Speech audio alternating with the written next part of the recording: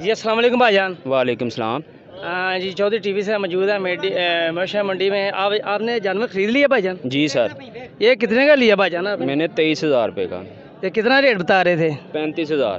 तो फिर आपको बहुत मुनासिब नहीं मिल गया? बहुत बहस के बाद मिला है। बहुत ज़्यादा बहस की है? बहुत ज़्यादा बहस की है। तो आप कितने लोग आए हो? हम आए हैं 8-10। ये आप छीने लिए आए हैं या खरीदने के लिए आए हैं? जितना मुनासिब आप कह रहे हैं, लगता है छीना ही है हमने। बिल्कुल, बहुत अच्छा आपने जानवर खरीद लिया। जी जी। चलें फिर आए हम उनके पास चलते हैं जिनसे आपने ये। भाई अस्सलाम वालेकुम भाजी। वालेकुम सलाम। भाई कितों आए हो? डेरा गाजी खां तो खैर हो गई। किन्ने जानवर लैके आए हो? भाजी कोई 25-26 ले आने ते अज किन्ने जानवर बेचे ने? आज कोई बेचे ने 10-12 बेचे ते ए जेड़ा बकरा है किन्ने दा दिता जी इन्हां नूं? ए 23,000 दा। अच्छा जानवर मिल गया इन्हां नूं? हाँ जी अल्हम्दुलिल्लाह अच्छे ने पैसे मिल गए ने? पैसे मिल गए ने। ए बाकी जानवर ਤੁਹਾਡੇ ਨੇ? बाकी जानवर ए ओ साडे ने ऊपर। हाँ जी।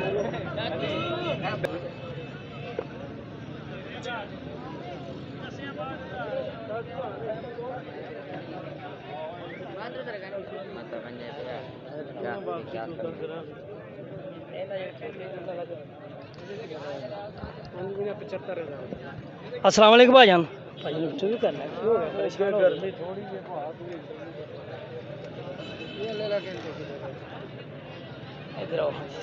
अस्सलाम वालेकुम भाई जी। वालेकुम सलाम। भाई कित्थों आए हो?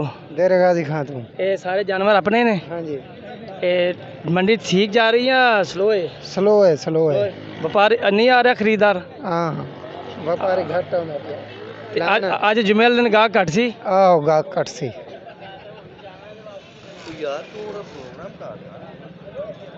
अच्छा किन्ने जानवर लैके आंदे जी? किला है 20 जानवर। हाँ। उम्मीद है सारे जानवर इंशाल्लाह बेच के जाओगे? आओ इंशाल्लाह अल्लाह खैर करे सारे जानवर ਤੁਹਾਡੇ ਵਿਕ ਜਾਂਦੇ। ਇਹ ਕਿਹੜਾ ਨੇ ਸਾਰੇ ਦੇਸੀ ਨੇ? नहीं मुंदरे ने मुंदरे। ਇਹ ਸਾਰੇ ਮੁੰਦਰੇ ਨੇ? हाँ जी। ਇਹਨਾਂ ਦਾ ਗੋਸ਼ਤ ਅੱਛਾ ਹੁੰਦਾ ਹੈ। हाँ जी। ਇਹ ਸਾਰੇ ਇੱਕ ਸ਼ਹਿਰ ਦੇ ਹੀ ਨੇ? आओ एक ही शहर दे। ਅੱਛਾ ਅੱਛਾ। ਤੇ ਕਿੰਨੇ ਲੋਕ ਆਏ ਹੋ ਤੁਸੀਂ?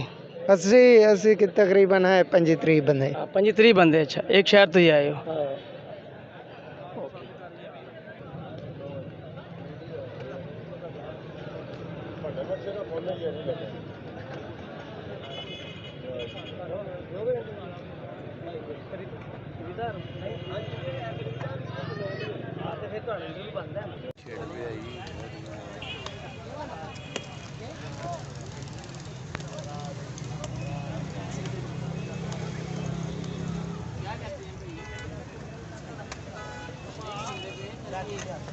यार गाल तो सुनो ना कोई जितती आखन।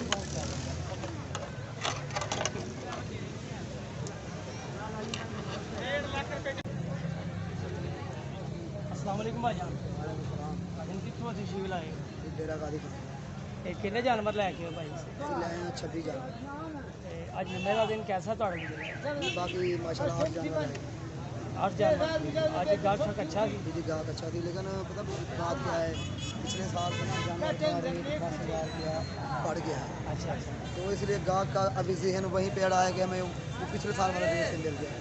लेकिन अब गाहक को समझ लग गया कि वाकई अब माल महंगा हो गया है। तो माशाल्लाह हमारे जानवर सेल हो गए। बाकी 8 रह गए। कल परसों हमारा माल बोल दिया। माल और आ जाएगा?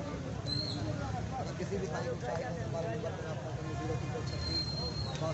0336 यहीं पे मुदीरा वाला बकरा मंडी में मौजूद है। अच्छा लास्ट दिन तक खरीद रहे हो? ये हम ईद के बाद भी यही होता है। हमारा 12 महीने का काम होता है।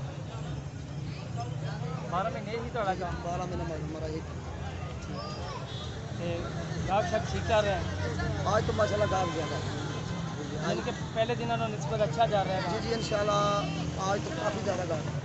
चलो अल्लाह पाक ਤੁਹਾਡੇ ਕਾਰੋਬਾਰ 'ਚ ਇਜ਼ਾਫਾ ਫਰਮਾਏ। अल्लाह पाक ਤੁਹਾਡੇ ਸਾਰੇ जानवर बचाए। हाँ अल्लाह